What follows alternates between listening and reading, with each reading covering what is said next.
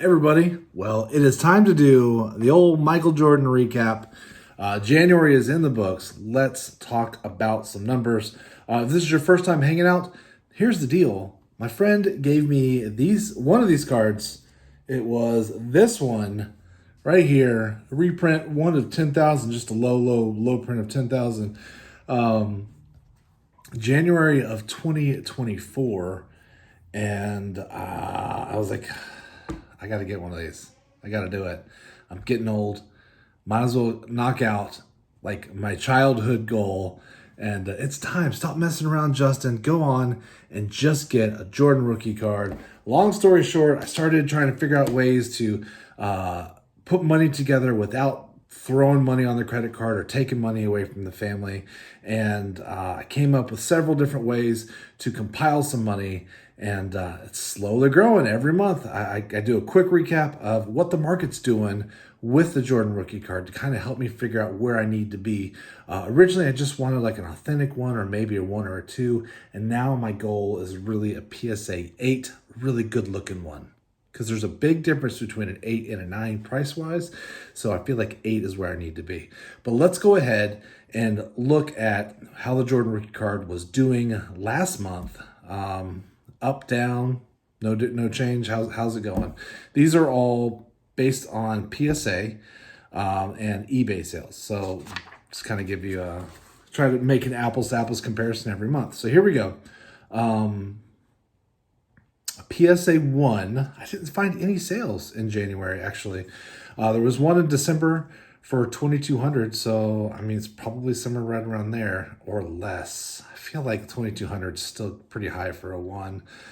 PSA 2, I saw a range of 2s between 2058 and 2899. 2899 felt a little high. December sales 2,300, so we're talking about an increase of 150-ish on average. So not the way I needed to go. PSA 3, January, I saw one sale for 2835. There was one in December for 2806, so basically no change. January for a PSA 4, a couple sales somewhere, they're all between 3,000 and 3,500. December had sales between 3,000 and 4,000. So about, maybe $250 decrease. Looking at PSA 5, January had sales between 3,100 and 4,000. December had about 3,200 to 4,000, so basically no change there. PSA 6, January had sales between 41 and a quarter and 48.50. December had a sale for 4,000, so about on average about a $450 increase. Not good.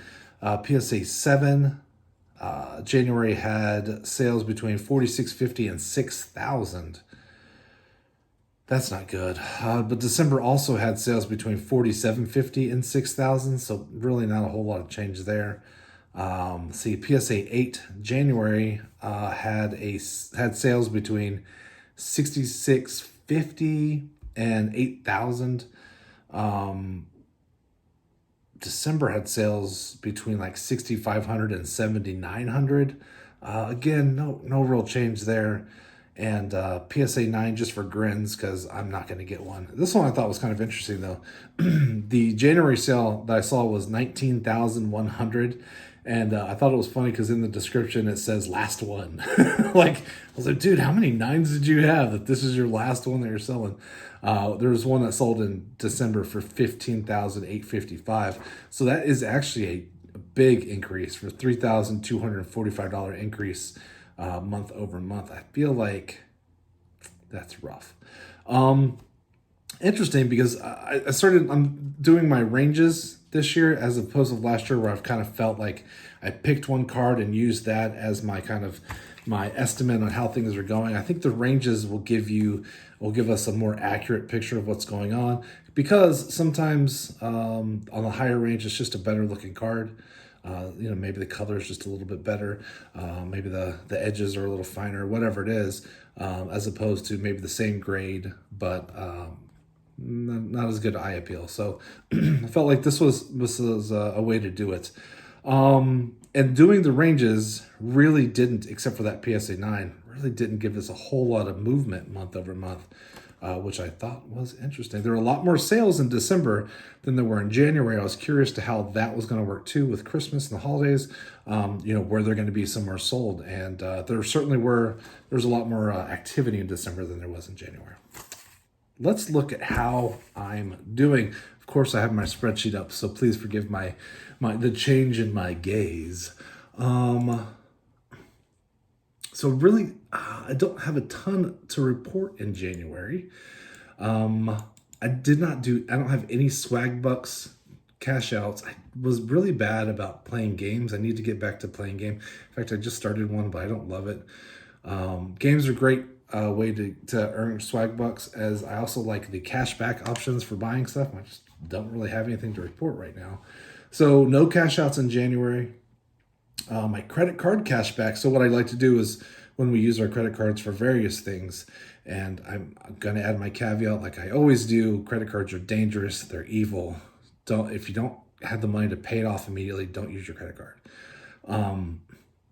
But I've been compiling and hoarding my cash back. So what I'll do is I'll get the money from the cash backs and I'll throw it into the Michael Jordan bank account. So I have a dedicated account just for him, for this card. So last month, $146.97. Not terrible. Speaking of that bank account, what's also nice about having a dedicated one is I am getting some bank interest. It used to be like, 10 cents. But now we've been compounding interest. With the nerd in me loves me some compound interest. And now I'm getting 51 cents a day, which is not terrible. Not terrible for just fun money. So an extra 51 cents a day.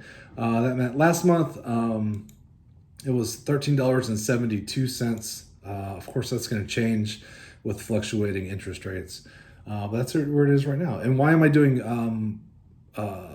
that instead of anything else? Is because I think what I'm going to end up doing is going to like a local card show and trying to find one eventually and just paying cash. So I want to be able to have the cash available when it's time to do that. I didn't do anything with the Upside app. Nothing with Receipt Hog. So that's about it. Oh, my eBay sales, $158.16 last month. Not terrible. It could be worse, but not terrible. And then I also, I won a couple things, and I had a couple gifts gifted to me with respect to this. Like, hey, Justin, here's a helpful thing. And then I won a couple things, and instead of using those for random stuff, I just decided I was going to use it for Michael Jordan. So why not, right? So special shout out to Jerry at Part-Time Ripper, Robert the Commenting Collector, and Spidey's Powdered Tumblers. So really appreciate y'all helping me out with this. Very, very kind of you. So total this year, just January, is $413.85. In 2024, it was $4,748.41. It brings me to a grand total $5,162.26. So really about $1,000 ish up from where I wanted to be. I was thinking like 6,000, maybe 6,500. Maybe if I wanted that 8. If I wanted the 8, the low end 8 was 66.65, and I think if I was paying cash, I could probably get 6,000. I mean, so that's not bad. So that's less than $900. I mean, theoretically, I could do that in another 3 months. That's not bad. That's not bad. Huh. Yeah, that'd be cool. So that's it. Thank you for hanging out with me for this period. I've really been enjoying doing this with you. I thank you so much for all the encouraging comments. I can't wait to get one of these for real. Sorry about that. Got cut off, but just wanted to say thank you again. Have a great rest of your week, and I'll talk to you later. Bye. You can make a case for Kareem because it's hard to compare centers to forwards and guards, and there's a case to be made for Kareem. But among forwards and guards, Bird, Magic, none of them contest the judgment. It's not a consensus anymore. It's virtually by acclamation that he's the greatest player who ever played.